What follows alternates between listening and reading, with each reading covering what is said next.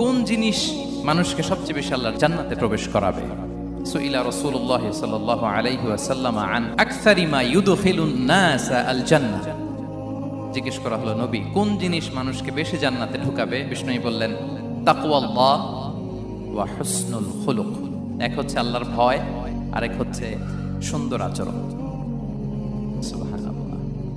তাহলে এই হাদিস থেকে বুঝলাম, যারা বেশি নামাজ পড়বে তারা বেশি জান্নাতে ঢুকবে, নাকি? নামাজ পড়তে পড়তে যারা কপাল কালো করে ফেলছে এরা ঢুকবে না?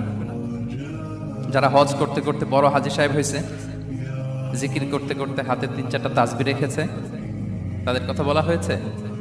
এগুলো নিঃসন্দেহে অনেক বড় আমল, কিন্তু সবচাইতে বেশি জান্নাতে প্রবেশ করাবে যে আমল, বিষ্ণু বললেন, এক হচ্ছে আল্লাহর ভয়, আরেক হচ্ছে সর্বোত্তম আচরণ। প্রিয় ভাইরা, ইসলামের মেজাজটাকে চিনে নেন, ইসলামের এসেন্সটাকে বুঝে নেন।